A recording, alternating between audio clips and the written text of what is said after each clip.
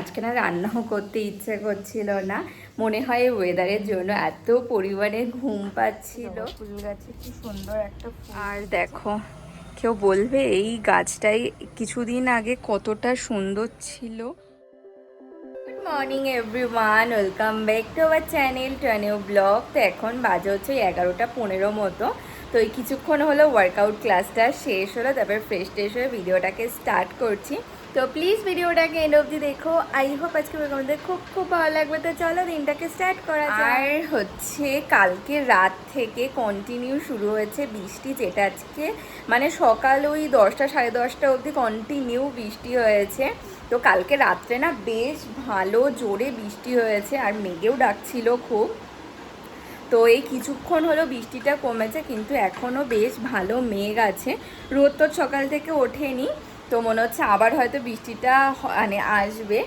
আর হচ্ছে বৃষ্টি হওয়াতে না মানে ওয়েদারটা খুব সুন্দর ঠান্ডা হয়ে গেছে। তো এখন রান্নাঘরে গিয়ে আমার ব্রেকফাস্টটাকে বসিয়ে দিয়ে আসলাম। দেখো আকাশে বেশ ভালো মেঘ আছে। সকাল থেকে এখনো রোদ টোদ ওঠেনি, দেখা যাক রোদ ওঠে না বৃষ্টি আবার হয়। অলরেডি রান্নাঘরে গিয়ে আমি না ব্রেকফাস্টটাকে বসিয়ে দিয়েছি। আজকে সকালবেলা বানিয়েছিলাম উত্থাপাম, ওটা খেয়েই গেছে। আর আমার জন্য ব্যাটারটা একবারে হচ্ছে রেডি করেই রেখেছিলাম, এখন এসে আগে বসিয়ে দিলাম, কারণ এটা হতে একটু টাইম লাগে।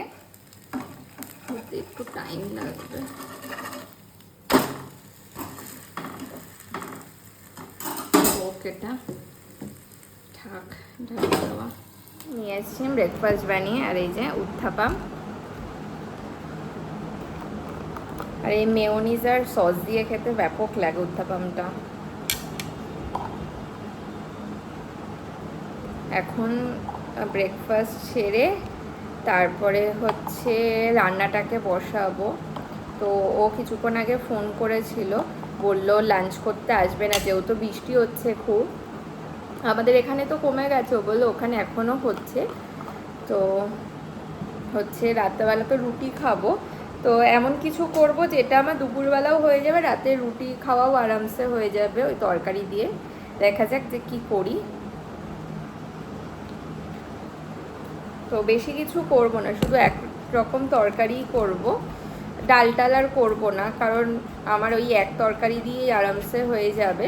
ডাল করলে সেটা তো রাত্রেবেলা ভাত খাওয়া হচ্ছে না, রাতে রুটি খাবো, তো সেই ডালটা আবার ফ্রিজে রেখে দিতে হবে। তো তার থেকে ভালো শুধু এক রকম তরকারি করে নিই, আমার খাওয়া আরামসে হয়ে যাবে। তাড়াতাড়ি না করে নিতে হবে, কারণ বেশি লেট করলে আবার যদি বৃষ্টিটা নামে তখন ওই ঠাকুরের বাসন মেজে পুজো দিতে না প্রচণ্ড পরিমাণে প্রবলেম হয়।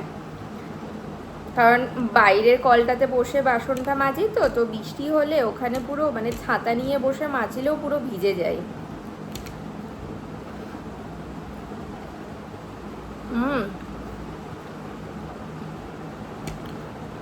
বাজে হচ্ছে 12:30।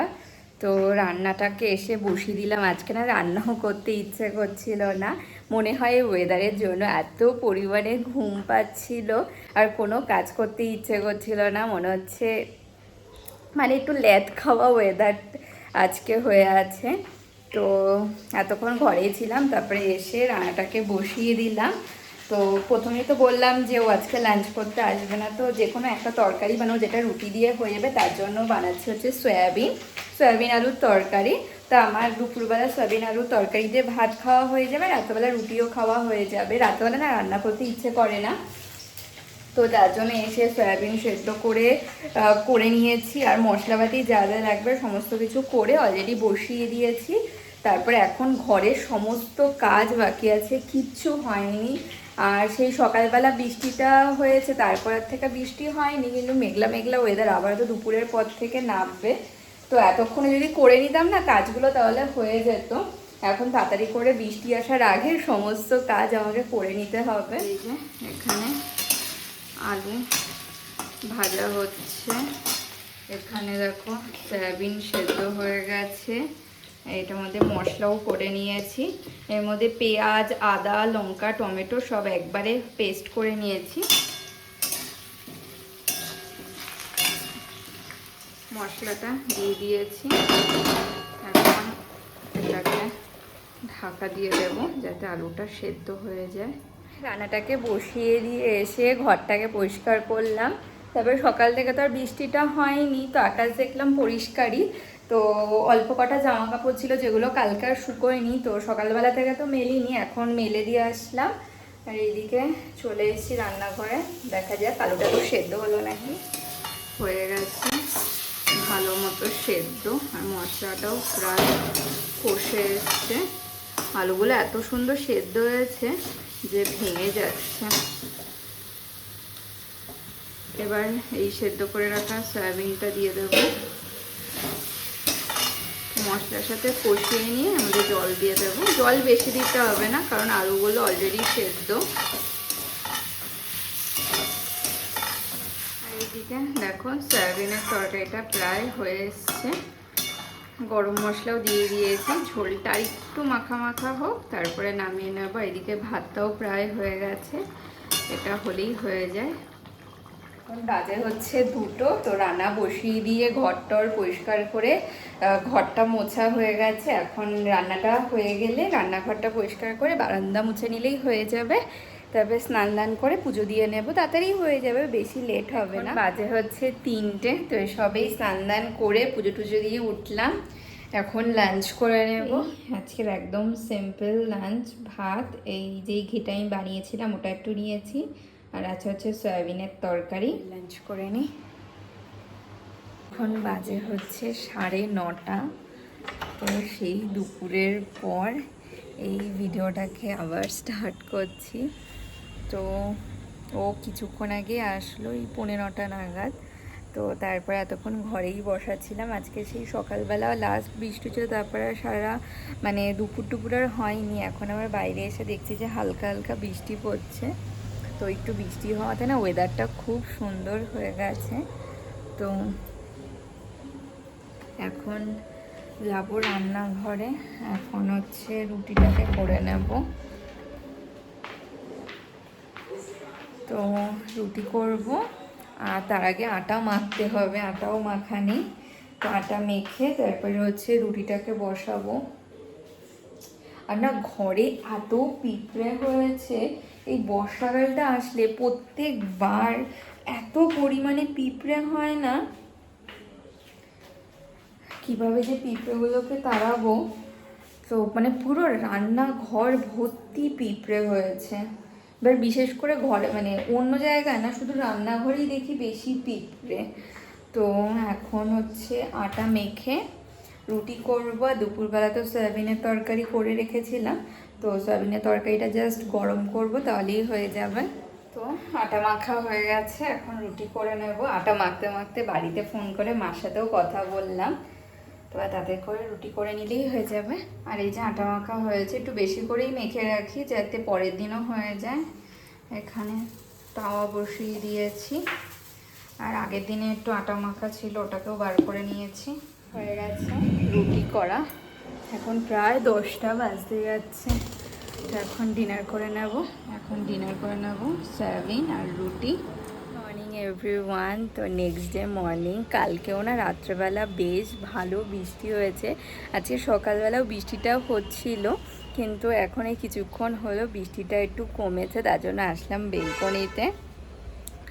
তো হচ্ছে প্রতিদিনই রাত্রেবেলা না মানে প্রায় ধরতে গেলে সারা রাতই বৃষ্টি হয়, আর সকালবেলাও বৃষ্টিটা থাকে। এখনও বেশ মেঘ আছে।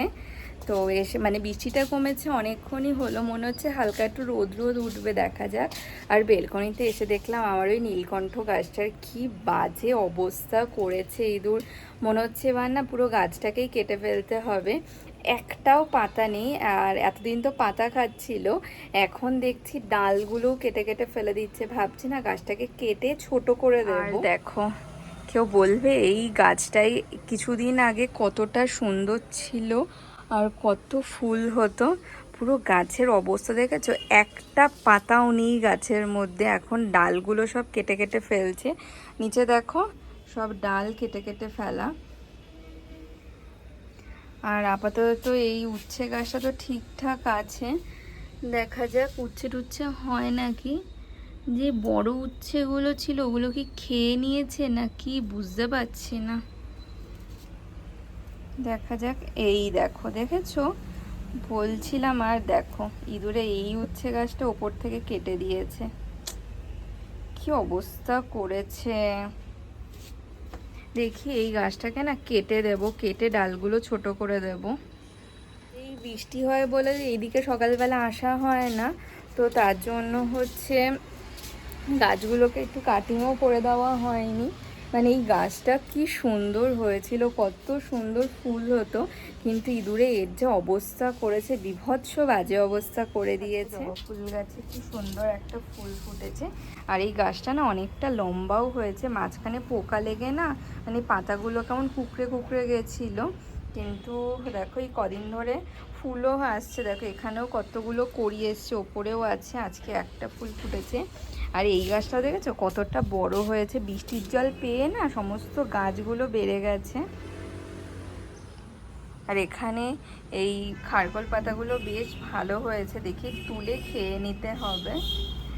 আর এই লেবু গাছটা দেখি আবার কেটে দেব, কেটে দেওয়ার পর বেশ ভালো ঝাঁকড়া হয়েছে, মানে এক একটা ডাল থেকে 2-3টে করে ডাল বেরিয়েছে। দেখি আবার কেটে দিলে আবার একটুখানি ঝাঁকড়া হয়ে যাবে। রোদ উঠছে, এখন যাই ঘরে, এখনও ব্রেকফাস্ট হয়নি, ব্রেকফাস্ট করব, তারপরে বসবো হচ্ছে ভিডিওটাকে এডিট করতে, তারপরে রান্না বান্না যোগা ক্লাস সব কিছুই বাকি আছে। তো আজকের মতো ভিডিওটাকে এখানেই এন্ড করছি। যদি কিছু ভালো লেগে থাকে তো প্লিজ লাইক করো, কমেন্ট করো, এবং অবশ্যই চ্যানেলটাকে সাবস্ক্রাইব করে দিও। দেখা হচ্ছে নতুন একটা ভিডিওর সাথে। আজকের মতো tata, bye bye. Flashing lights dance with fire in the night. I'm wired. Watch the time pass us by.